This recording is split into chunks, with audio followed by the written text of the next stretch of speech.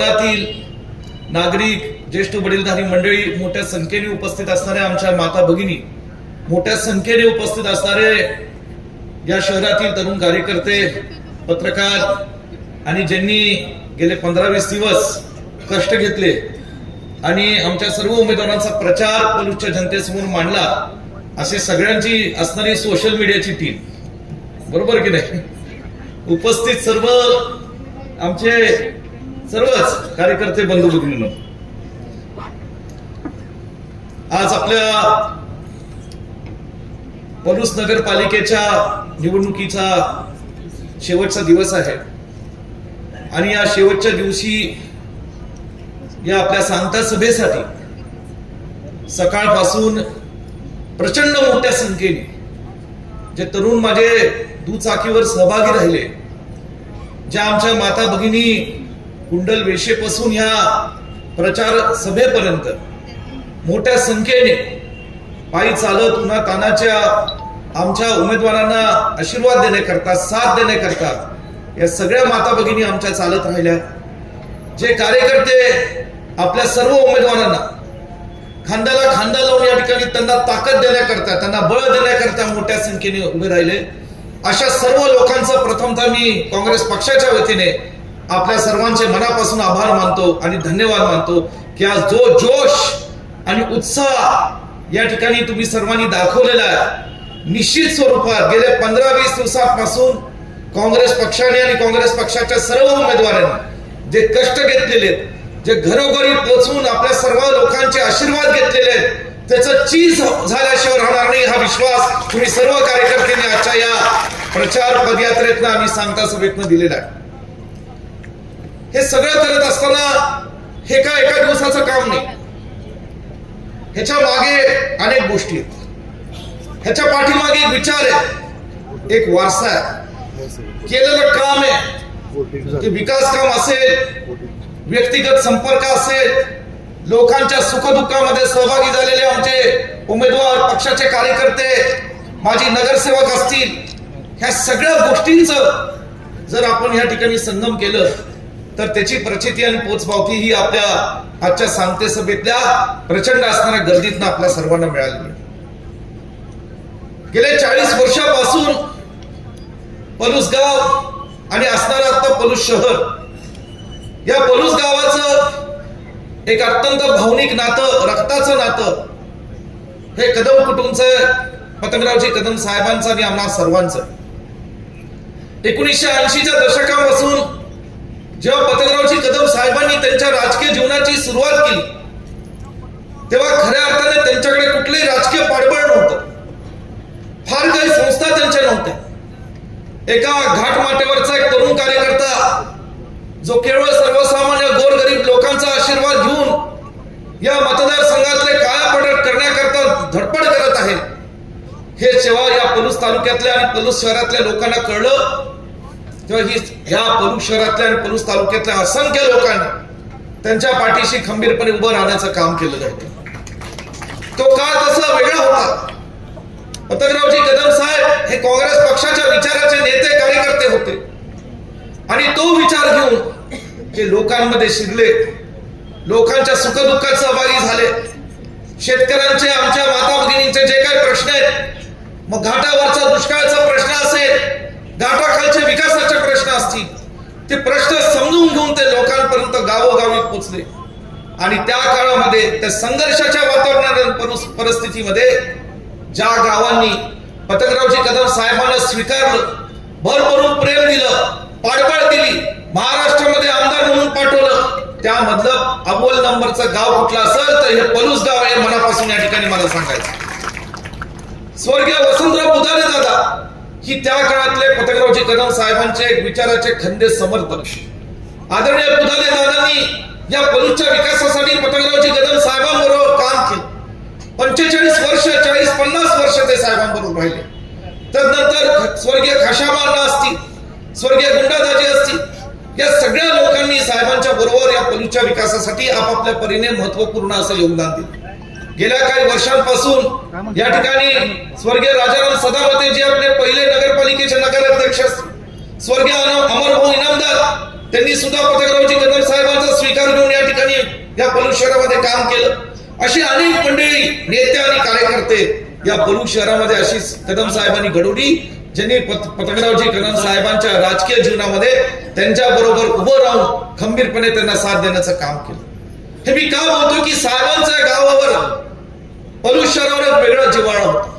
सातत्याने पलूस मध्ये आल्यानंतर अनेक कार्यकर्त्यांना पतंगरावजी कदम साहेब हे नावानिश्चित ओळखत होते. प्रत्येकाच्या घरात जात होते. तो कुठल्या जाती धर्माचा, तो किती या ठिकाणी कोण आहे हे पाहत नव्हते, पण प्रत्येकापर्यंत कदम साहेबांचा एक वेगळा संपर्क असायचा. आज या सगळ्या गोष्टीची पोचपावती ठेवून या गावाने प्रत्येक साहेबांच्या निवडणुकीत नेहमी कदम साहेबांच्या पाठीशी खंबीरपणे उभं राहण्याचं काम केलं. आज साहेबांनी त्याचं जाणीव ठेवून ज्यावेळेस मला आठवतं वसंतराव पुधारे दादा शेतकऱ्यांना घेऊन कदम साहेबांना भेटले, त्यावेळेस त्यांनी बंद पडलेल्या यशवंत पाणी पुरवठा योजनेचा विषय मांडला.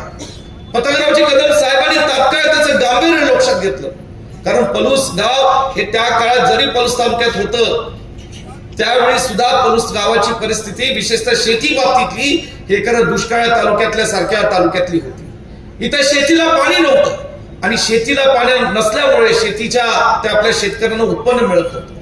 हे सगळं लक्षात घेता जेव्हा योगायोगाने 99 साली महाराष्ट्रामध्ये विधानसभेची निवडणूक झाली, त्यावेळेस महाराष्ट्रामध्ये काँग्रेस पक्षाचं सरकार आलं.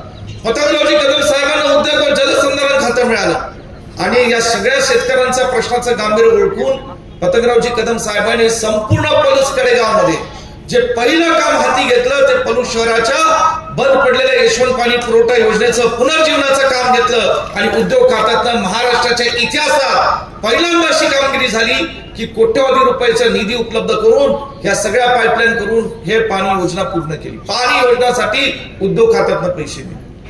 आज साहेबांनी बंद पडलेल्या एमआयडीसीतल्या त्याच काळात उद्योग खातं असताना अनेक उद्योगांना पैसे दिले, उद्योजकांना पैसे दिले. साहेबांचा दृष्टिकोन काय होता की उद्योगांना पैसे दिले तरी उद्योजक उभे राहतील, पलूस एमआयडीसी सक्षम होईल.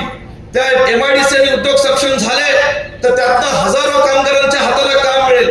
ती पलूस शहरातली असतील, पलूस तालुक्यातली असतील, पण गोरगरीब कुटुंबातली असतील. आणि म्हणून जवळजवळ कोट्यवधी रुपयाचा निधी हा त्या उद्योजकांना दिला.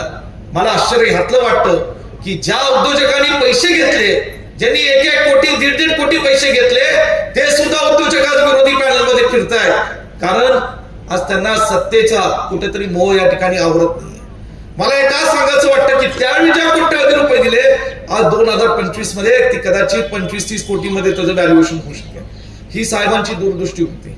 साहेबांनी 20 वर्षापासून सातत्याने जेव्हा पलूस तालुक्याची निर्मिती केली, पलूस शहर हे तालुक्याची राजधानी झाली, लागेल ते प्रशासकीय कार्यालय पलूस शहरामध्ये उपलब्ध केले, सातत्याने पलूस शहरामध्ये विकास निधी उपलब्ध करून दिला.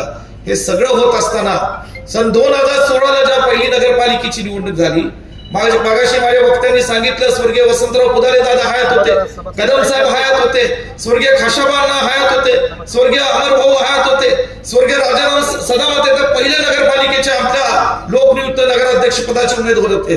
हे सगळ्या मंडळींनी त्या काळात ही नगरपालिका केवळ पतंगरावजी कदम साहेबांचा विश्वास ठेवून काम केलं, लढले, आपण त्यांना साथ दिली, आशीर्वाद दिला, जिंकले. नगरपालिका ही पहिली होती. या पहिल्या नगरपालिकेमध्ये मी नेहमी लोकांना सांगतो, सन 2016ला नगरपालिका सत्तेत आली. 5 वर्षाची कारकीर्द सन 2021 ला संपली. म्हणजे नगरसेवकांना आणि नगराध्यक्षांना काम करण्याची संधी किती वर्ष मिळाली? 5 वर्ष मिळाली. त्यात आम्ही दुर्दैवाने आमचे राजाराम सदावते स्वर्गीय यांचं दुःखद निधन झालं. अशा सगळ्या परिस्थितीत आमचे नगरसेवक पोट तिडकेने तळमळीने या ठिकाणी नगरपालिकेतलं विकासाचं काम करण्याचा प्रयत्न करत होते. अहो, नगरपालिकेला जेवढा बजेट येतो त्या आलेल्या बजेटमधनं सगळ्या प्रभागांचा विकास करायचा असतो. आज आपणही कुटुंब चालवतो, आपणही व्यवसाय चालवतो. जर आपला व्यवसायातनं उत्पन्न जर एखाद्या 10 लाखाचं असेल तर त्या 10 लाखातनं आपण कुटुंबात किती खर्च करायचे, व्यवसायात किती गुंतवणूक करायचं, व्याज आणि हप्ते किती भरायचे, हे सगळं आपण त्याचं नियोजन करत असतो. तसंच जेव्हा नगरपालिकेला बजेट येतो, त्या बजेट हा 10 प्रभागांमध्ये कसा वाटायचा आणि पलूस शहराचा विकास कधी या ठिकाणी घडवून आणायचा, हे सगळं आमचे नगरसेवक करत होते. त्या काळात या ठिकाणी काही 1-2 सीओ चुकीचे लागले. तर नंतर महाराष्ट्रात या ठिकाणी महाराष्ट्रात विधानसभेची निवडणूक परत झाली. विधानसभेच्या निवडणुकीमध्ये त्या ठिकाणी तुम्ही सगळ्यांनी मला आशीर्वाद दिला, पुन्हा महाराष्ट्रात काम करण्याची संधी दिली. आणि ती संधी देत असताना पुन्हा एकदा राज्यमंत्री काम करू लागलो. ह्या सगळ्या नगरसेवकांचं मी कौतुक यासाठी करेन, नेत्यांचं यासाठी कौतुक करेन की ते सातत्याने माझ्याकडे पाठपुरावा करत होते की बाळासाहेब आता पलूस शहराची लोकसंख्या ही 25 ते 30 हजारापर्यंत गेली.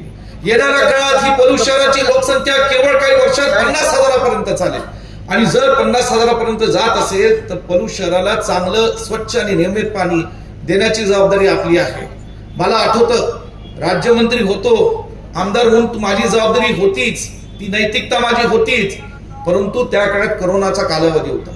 संपूर्ण महाराष्ट्र सरकारमध्ये जी.आर. निघाला होता की आरोग्य सेवा, आरोग्य यंत्रणा ह्याच्यावर पैसे खर्च केले जातील. हॉस्पिटल, रेमडेसिवीर काय असेल ते लोकांचे प्राण संरक्षण करण्याची आवश्यकता आहे. कुठलाही शासकीय इतर काम, कुठलाही मोठा निधी हा दुसऱ्या कामाला देता येणार नाही. मला त्याचं गांभीर्य माहित होतं. आणि रात्री 11:30 वाजता तत्कालीन मुख्यमंत्री उद्धव ठाकरे साहेबांना मी गेलो आणि मी त्यांना विनंती केली, साहेब काही करा परंतु माझ्या पलूस शहरासाठी एवढे 37 कोटीचा प्रकल्प मंजूर करा. साहेब उद्धव साहेब म्हणले, विश्वरी एवढं सोपं नाही. मी म्हणलं, साहेब जर तुम्ही मंजूर केलं नाही तर मी वर्षा बंगला सोडणार नाही. मला इथं झोपावं लागलं तरी चालेल, पण मी सोडणार नाही. परंतु काय त्यांना झालं माहित नाही, कदाचित हे आपल्या सर्वांचा आशीर्वाद असेल. एका तडाख्यात महाराष्ट्रातलं एकमेव काम जे मंजूर झालं ते पलूस शहराचं 37 कोटीचं मंजूर झालं होतं. आणि ही नळ पाणी पुरवठा योजना या ठिकाणी आपल्या गावासाठी मंजूर करून घेतली, शहरासाठी मंजूर करून घेतली. मागच्या दिवाळीमध्ये तुमच्या सर्वांच्या साक्षीने त्याचा लोकार्पण सोहळा, पाणी पूजन आम्ही या ठिकाणी संपन्न केलं. आणि आज गावाला 70% या ठिकाणी नियमित पाणी, स्वच्छ पाणी नेमण्याचं काम होतं. येणाऱ्या काळात 100% गावाला मिळेल. हे सगळं काम सातत्याने चालू. पलूस नगरपालिकेतले जे काही प्रश्न असतील या ठिकाणी इथे असणाऱ्या नगरपालिकेच्या नवीन इमारतीचा निधी असेल, मी सातत्याने पाठपुरावा करत होतो. मी मुख्यमंत्री उपमुख्यमंत्र्यांशी चर्चा केली. मी नगरपालिकेच्या या ठिकाणी बाबतीत पत्रव्यवहार केले, विधानसभेमध्ये मी आवाज उठवला. या सगळ्यांच्या बाबतीमध्ये केल्यानंतर विरोधक आता जे काही सत्ताधारी म्हणतात स्वतःला, जे काही या ठिकाणी निवडणुकीसाठी आपल्या समोर येतात, त्यांना मला सांगायचंय की या सगळ्या परिस्थितीमध्ये ही झोपली होती आणि मी 5 कोटीचा निधी इथं मंजूर करून आणला. आणि आता निधी मंजूर करून आणला तर यांच्या पोटात दुखतं, ह्यांना त्रास होतो. पण तुम्हाला जर वाटतं खरं पलूस शहराचा विकास झाला असेल तर एक आमदार म्हणून जर मी या पलूस शहरासाठी काही निधी माझ्या ताकदीने हिमतीने खेचून आणत असेल तर तुम्हाला नेमका त्याचा त्रास का? मला एवढंच सांगायचंय की ही जी नगरपालिकेची निवडणूक येणाऱ्या काळात होणार आहे, 2 तारखेला मतदान होणार आहे, ही एका विचाराची निवडणूक आहे. माझ्या आधीच्या सर्व वक्त्यांनी सांगितलं की या निवडणुकीमध्ये पतंगरावजी कदम साहेबांचा एक या ठिकाणी काम आणि जो काय या मतदारसंघामध्ये, या शहरामध्ये त्यांचा विचार पेरलेला आहे, त्याचा या ठिकाणी प्रचिती देण्याची ही महत्वाची निवडणूक ठरणार आहे. खरं पाहिलं तर गेले काही दिवसांपासून मी पाहतोय की विरोधक सातत्याने चुकीचा एक गैरसमज निर्माण करून देतात. ते कशा बाबतीत देतात की काही विकास कामं झाली. 97 कोटीची विकास कामं झाली ही कागदावर आहेत. कार्यकर्ते केव्हा संपली? 2021 ला. मागचे 4 वर्ष काय होतं? प्रशासक होतं. प्रशासक कुणी नेमलं? राज्य सरकारने नेमलं. राज्य सरकारने 4 वर्षापूर्वी संपूर्ण महाराष्ट्रात निवडणुका का नाही घेतल्या? कारण राज्य सरकार भाजपचं होतं, त्यांना निवडणुका घ्यायच्याच नव्हत्या. आता सुद्धा निवडणुका लागल्या नसत्या. जर सुप्रीम कोर्टाने दर्जा दिला नसता तर महाराष्ट्रात कदाचित अजून कित्येक वर्ष नगरपालिकेच्या निवडणुका झाल्या नसता. हे आपण समजून घेणं महत्वाचं आहे की आज जे काही निवडणुका लागतायत या सुप्रीम कोर्टामुळे लागतायत आणि म्हणून आपण नगरसेवक होत आहे. आणि म्हणून आपल्या सर्वांना मला सांगायचंय की 4 वर्षामध्ये जर प्रशासकाला काही कोणी सर्वसामान्य नागरिकांनी, लोकांनी भेटून विचारलं की माझ्या वॉर्डात विकास काम होत नाही, नगरसेवकांनी सुद्धा जे विचारलं ते म्हणायचे आमच्याकडे पैसेच आले नाहीत, तर आम्ही नेमकं त्या वॉर्डातलं काम करायचं कसं? ही अवस्था आणि ही वस्तुस्थिती आपण सुद्धा लोकांनी समजून घेणं या ठिकाणी गरजेचं आहे. विकास आराखड्या बाबतीत या ठिकाणी गैरसमज केला. मी एक दिवशी जाहीर आवाहन केलं, 2 आठवडे संपूर्ण शहरामध्ये घरोघरी प्रत्येक शहरातल्या वर्तमानपत्रात सगळ्यांना आम्ही सांगितलं की मी इथं शासकीय गेस्ट हाऊस मध्ये सकाळी 10 वाजल्यापासून दुपारी 4 पर्यंत बसणार आहे. पलूसच्या सर्वसामान्य नागरिकाला, कुठल्याही पक्षाचा असो, कुठल्याही जाती धर्माचा असो, त्याला या ठिकाणी अधिकार आहे त्यांनी म्हणावं की विकास आराखड्यामध्ये कुठेतरी माझ्या अन्याय झालाय, तो अन्याय दूर करण्याची काहीतरी व्हावी. त्याची एक पद्धत आहे, प्रोसेस आहे, ती कायद्याने आखून दिलेली आहे. त्याच्यामध्ये टाउन प्लॅनिंगचे अधिकारी होते, नगरपालिकेचे सीओ होते, सगळे 500 नागरिक येऊन भेटले ना. परंतु आज जे नगरसेवक नगरपालिकेच्या निवडणुकीसाठी विरोधी पक्षाचे उमेदवार येऊन तुम्हाला मतं मागतायत, त्यांच्या एक सुद्धा माणूस आला नव्हता. का आला नाही? हा जाब तुम्ही लोकांनी विचारला पाहिजे की वाज तुम्ही त्याचा या ठिकाणी भाव करताय. तर त्यावेळी जेव्हा विश्वजित कदमांनी आमदार म्हणून सर्व पक्षीय सर्व लोकांसाठी खुली या ठिकाणी बैठक घेतली होती, त्यावेळेस तुम्ही त्या बैठकीमध्ये जाऊन का सहभागी झाला नाही?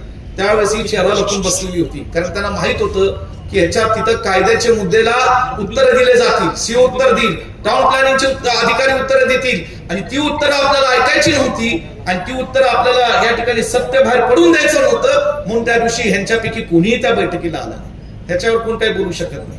आज खरं तर ही निवडणूक शेवटच्या टप्प्यात आली. मला खरं इथं हनुमंतराव तुम्ही आता बाहेरून आलेला आहे, या निवडणुकीमध्ये अजबच प्रकार पाहिला गेल्या काही दिवसांपासून. आमच्या पलूस कडेगाव विधानसभा मतदारसंघामध्ये आणि दोन्ही तालुक्यामध्ये सध्या विरोधी पक्षामध्ये 3 लोक आहेत. आता मी नाव घेणार नाही, अ, ब आणि क. आता ज्याला समजून घ्यायचं त्यांनी समजून घ्यावं, समजणे वालों को इशाराही बाकी आहे. आता अ कोण? कडेगाव तालुक्यातले. ब कोण? कडेगाव तालुक्यातले. दोघे एका पक्षातले नेते, बरोबर. दोघांनी ठरवलं आता नगरपालिकेची निवडणूक लढायची. मग अ ला ब च पटलं नाही, ब ला अ च पटलं नाही, म्हणून त्यांनी काय केलं की ठरवलं आता ठीक आहे निवडणूक लढू. दोघे पक्षातलेत. मग एकाने ठरवलं बाबा ठीक आहे मला तुझं काय जमत नाही, एका पक्षातला आहे ब, आणि दुसऱ्या पक्षाला दिला गुप्त पद्धतीने. ते काय निवडणुकीत फिरलेच नाही. आणि ह्यात आता भर पडली, मानसिंग नाना कुठे आहेत? मानसिंग नाना आहेत. आणि ह्या आता भर पडली पलूस तालुक्यातली कची मैत्राप्पा. आता हे कनी जो काय त्यांच्या आजोबांचा विचार होता तो सोडून दिला, फेकून दिला, आणि हे क आता त्यांच्या साथीला जोडले. आता कला वाटलं मी काय करायचं, मग कला कोण विचारलंच न, अ विचारतोय ना ब विचारतोय. आणि मग कनी ठरवलं की मी एका पक्षाच्या व्यासपीठावर बसेल, माझ्या एका संस्थेच्या व्हाईस चेअरमनला राजीनामा द्यायला लावेल, आणि दुसऱ्या पक्षाच्या निवडणुकीमध्ये उमेदवार म्हणून काम करायला लावेल. आता ही जी राजकीय अवस्था आहे पलूस नगरपालिकेची पाहिली, आणि विशेषतः कची पाहिली की मला शोले मधल्या असरानीची आठवण होती, जेल.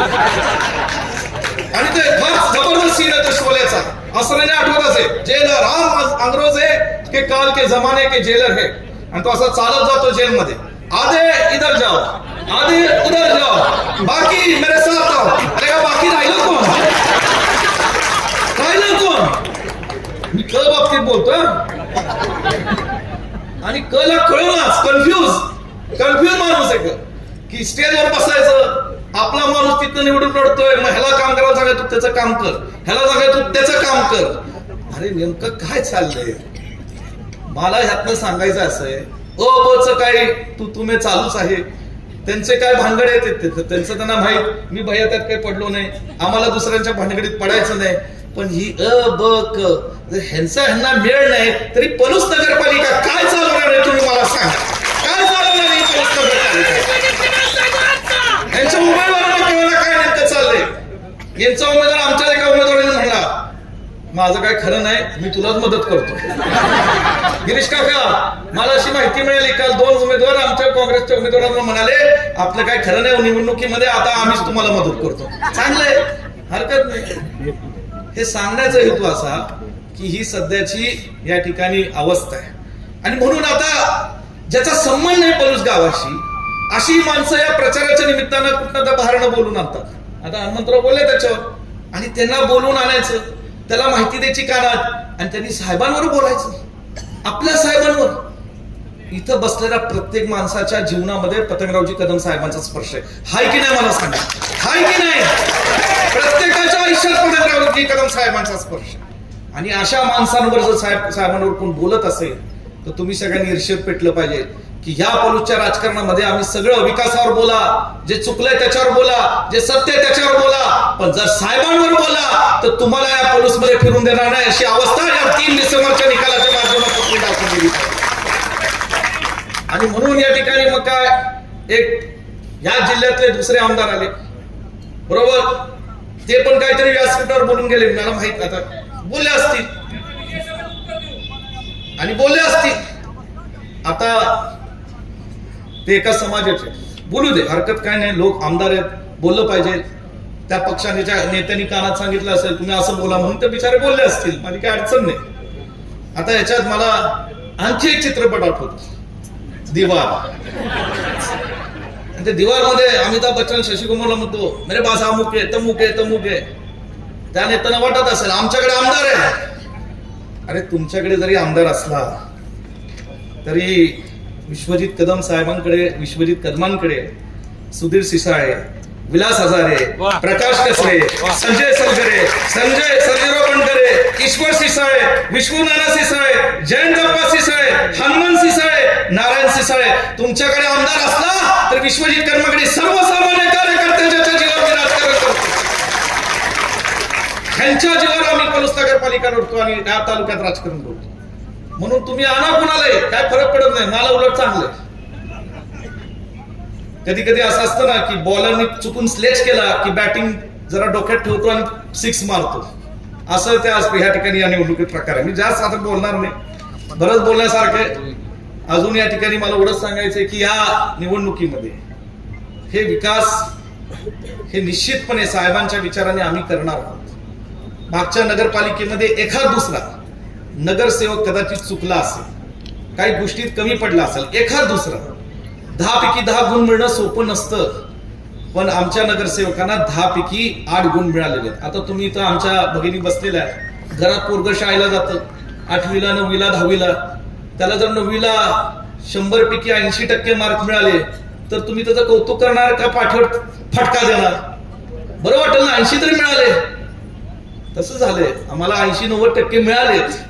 हे मी स्वाभिमानाने सांगतो आणि तुम्हाला वचन देतो पलुसकरांना, या मतदारसंघाचा नागरिक म्हणून, या मतदारसंघाचा लोकप्रतिनिधी म्हणून, की ज्या काही उणिवा झाल्या असतील त्या व्यक्तिगत मला लक्षात आलेल्या आहेत. आणि येणाऱ्या काळामध्ये पलूस शहराच्या विकासासाठी, पलूस शहरातील सर्वसामान्य नागरिकांचे प्रश्न सोडवण्याकरता दर 4 महिन्यातनं पलूस शहरामध्येच पलूस शहरातील लोकांसाठी आमसभा माझ्या अध्यक्षतेखाली घेतली जाईल आणि तिथं नगरपालिकेचा सीओ, अध्यक्ष, उपाध्यक्ष आणि सर्व कार्यकारी अधिकारी उपस्थित राहतील आणि लोकांचे प्रश्न तिथल्या तिथं मिटवले जातील. हा विश्वास तुम्हाला या निमित्ताने देतो की आमसभा दर 4 महिन्यात घेतली.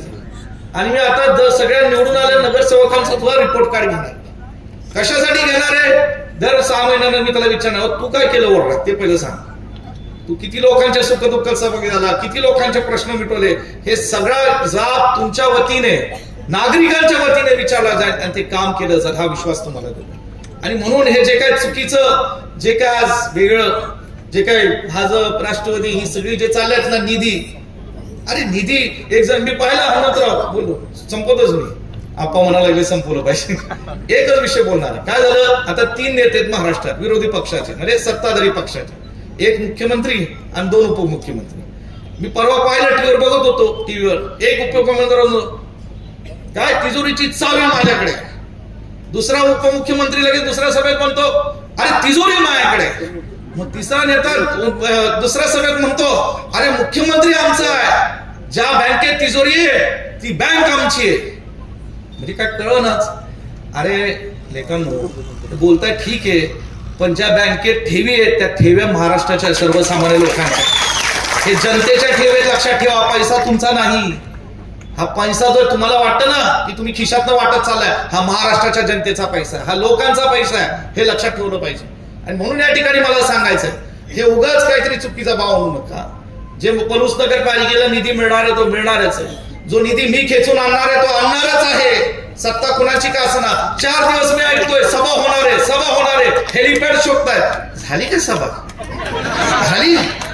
अरे विश्वजित कर्मांना विचारल्याशिवाय होत नाही सभा, काळजी करू नका. सत्ता कुठेही असो, मला विचारल्याशिवाय होत नाही, कळेल ना. आणि म्हणून मला आपल्याला इथं सांगायचंय, मी आता थांबतो, बोलायचं बरंच आहे मला, पण आता तुम्ही थकला असाल. नाही आताशी मी आता 50 क्रॉस केलंय, सेंचुरी करायचंय मला. नाही, हे सगळे इथं बसलेले पांढरे शर्ट आहेत ना, ज्या दिवशी गुलाबी होईल ना त्या दिवशी बाकीची सेंचुरी मारा.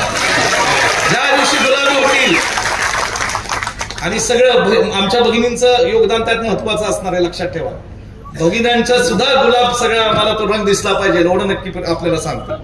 जास्त लांब बोलणार नाही, मला जतला सवय आहे, परंतु काही लोकांचा उल्लेख मी या ठिकाणी करणार. अनेक लोकांनी या ठिकाणी उमेदवारी अनेक लोकांनी मागितली आणि अनेक लोकांनी पक्षाच्या विनंतीला मान देऊन उमेदवारी माघार घेतली आणि त्यातले सगळेच लोक हे काँग्रेस पक्षाच्या उमेदवारांसाठी या ठिकाणी जीव ओतून काम करत आहेत. त्यांचा खरंच मला उल्लेख करावा लागेल. आमचे विश्वास इसुगडे आणि कांतू काका, विश्वास भाऊ कुठे आहेत? हा, गॉगल घातलाय रे बांचा. तुम्ही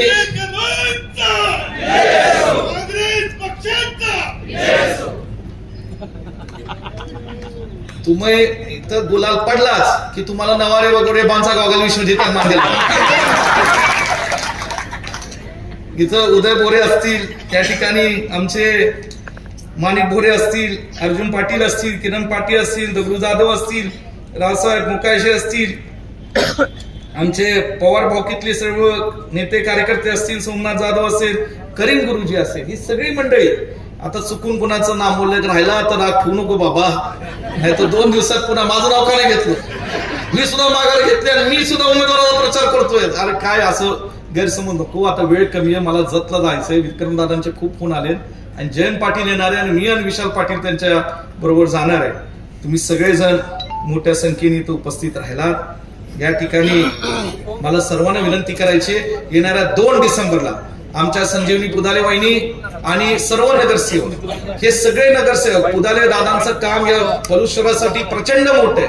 स्वर्गीय घाशाबांचं खूप होतं, स्वर्गीय अमरभाऊंचं होतं, स्वर्गीय गुंडादानीचं योगदान फार होतं आणि म्हणून या सगळ्या लोकांचा, विचारांचा वारसा, कार्याचा वारसा जपसणारी त्यांच्यातली काही मंडळी आणि इतर सर्वसामान्य कुटुंबातली नेते, अशी मंडळी, कार्यकर्ते मंडळी, आम्ही तुम्हाला नगरसेवक पदासाठी उमेदवारी दिले.